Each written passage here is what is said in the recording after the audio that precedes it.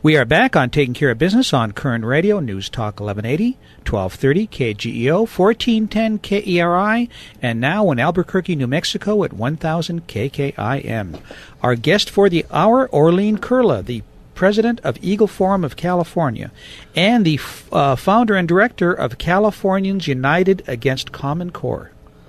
You know, Orlean, you were talking about the governors being against this, but I'm reading in the papers locally here in Bakersfield that our superintendent's office and our teacher unions are in the process of putting together the curriculum, and they're really excited about it. Yes, that's what we're being told, but I think deep down many of them have their own concerns. We've been speaking out here in Santa Rosa, where I live, for the past 3 months at all of our school board meetings. And the very first one in January, I gave them all a copy of my book. By the way, my book is called Common Core, A Trojan Horse for Education Reform. And I go into, so many aspects of it, but I call it a Trojan horse because they're pretending it is a state standards initiative, but it is not. It's this big top-down federal-controlled program.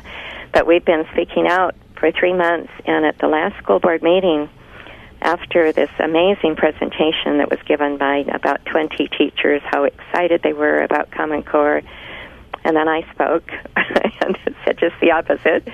And then the school board trustees each had their moment to say something either about the presentation or about their own research. And it sounded like at least 4 of the 7 had read my book, had been doing their own research, and they all said they have really strong misgivings about Common Core. One said he was so afraid that it was going to take away the authority of a local school district over their own schools. One of the women said she answered a question that I had in my 3-minute presentation about the enormous data collection on each of our children and the teachers, and what are they going to be doing with that. And she said, I'd just like to answer Mrs. Koehle's question about the data collection. They're going to be selling it to the highest bidders. And it is very scary what we're finding out about that data. And she also expressed her concerns that this was not anything coming from the states. This was federal top-down education. One of the other trustees said that, he said, if this doesn't work, who do we hold accountable? Because Congress had no vote, our state legislators had no vote, and we as school board trustees had no vote. So I was excited to hear them echoing back what I've been saying to them, and they finally have done their own research. And these are very liberal school board trustees. I live in a very liberal area. We don't have a conservative elected anywhere. But I think if you can get their curiosity aroused, get them to do their own research, they will come out on the same page with us on this issue. Well, one thing that we want to mention is that you're speaking here in Bakersfield June 3rd, and if anybody would like to come hear you, it'll be at 6 o'clock at Hodell's, and the phone number to call is 661-301-2396, or go online at actbakersfield@mail.com and get yourself some tickets, and we highly recommend coming to Hodell's on June 3rd to listen to Orlean. So, and our guest, no, I don't want to introduce you again yet, but I had another question on the Common Core. When you look at the mission statement, like I say, it's very benign, clear and consistent understanding of what students are expected to learn. They're trying to make it sound so uniform and so consistent. What really is wrong with the program from our point of view? Well, first of all, this consistency, they call it commonality. They want to have commonality among all of the states, so if someone moves from California to Arizona, their children will not miss a single day. They'll be right on the same track. They'll have exactly the same lesson plans, exactly the same courses being offered. And, that sounds really nice, except we've never had commonality in our nation. We've had competition. We don't believe in one big monopoly of education. We believe in competition, and it's competition that enhances and makes things better. If you don't like what's going on in one school district and you know of a better one, then you can take your children out and take them to the other school district, and that will motivate the first school district to do better. But when you have a commonality among all schools, they just sink to the lowest common denominator, and that's what we are so afraid they're talking about the standards being improved, but according to the experts, that is not the case. They're going to be lowered in both math and English literature. Our guest for the hour is Orlean Koehle, the president of Eagle Forum of California and the founder and director of Californians United Against Common Core. You know, Arlene, this is data collection and information on everybody's educational background, which is going to have a real negative impact in the future on whether your kids are going to be able to go on to a specific school or pick the education direction they want to go in. This also falls right along with what Obama's trying to do with the IRS and have the collection data under the health care program, where they're going to know what illnesses you have, what sicknesses you have, what prescriptions you take. This is just a continuation of the development of a socialist program or a Marxist program in the United States. It really is. In my book, I have several pages devoted to comparing Common Core to what education was like under Nazi Germany. My husband was born in Germany in 1942 when the Nazi system was still intact, and even though after Hitler was taken away, the Nazi system continued. His education was very similar to what I write about in my book. And it is just amazing when you realize what some of those things were. For example, there was a very powerful teacher union that all these teachers had to belong to, or they could not keep their jobs. And the teachers who did not go along with the new ideology could not keep their jobs. Many of them ended up in concentration camps themselves. And of course, they had what was known as master teachers, and they were really master spies. They would go into the classroom supposedly to train the teachers, but really spy on them.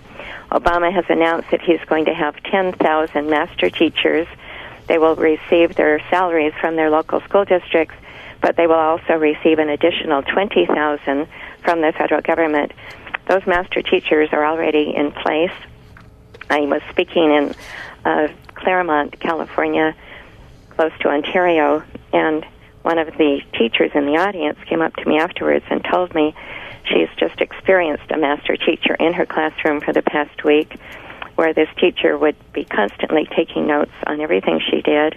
If she dared to deviate from the Common Core curriculum, then she was written up.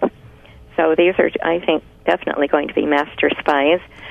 And also in the classroom were the little brown shirt children, and they were there also to spy on the teachers as well as their fellow students. And then in my book, I show a picture of the cover of a very popular magazine called the Frauenwarte, 1932 edition.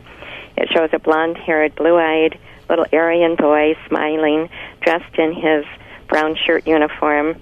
And at the bottom, it says, Deutschland Jugend gehört dem Führer, which means German youth belong to the Führer.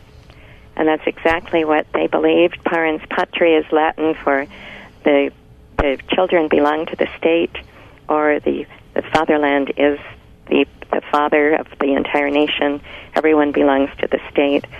That is really, I think, what Obama believes and what our children are being trained to believe as well. We're seeing this over and over again in every different aspect of life. As an example, Homeland Security now is a government group, but now they're mimicking the police department, and even on their uniforms and on their cars, they took off Homeland Security, and it says police on there now.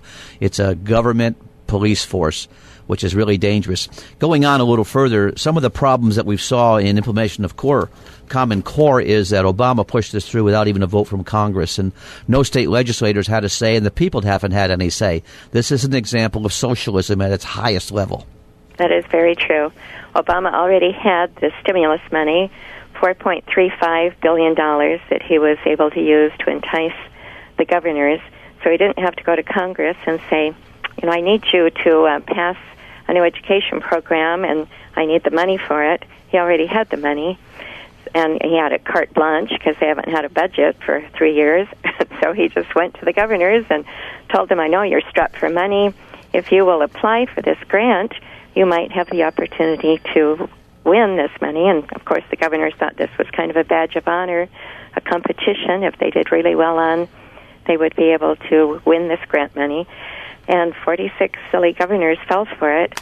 But it was not only the grant, there was a waiver to get out of No Child Left Behind, which they all were really enticed by because nobody likes the rigid requirements of No Child Left Behind that they're supposed to meet next year. So they liked this waiver. And the last thing was, if that didn't entice the governors to sign on, there was a threat that they would lose their Title I money. And the Title I money is what gives governors all this extra money to take care of underprivileged children with free lunches and free breakfast, and also used for special ed. So, of course, they had to keep their Title I money.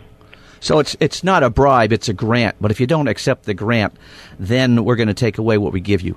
Exactly. So they were coerced. This was not voluntary. Yeah, it's crazy. When we come back from the break, we've got a couple questions. I'm glad we have you for the hour because we're just getting started. Yeah, this is fascinating stuff. We'll be back in a moment on Taking Care of Business on Koerner Radio News Talk 1180.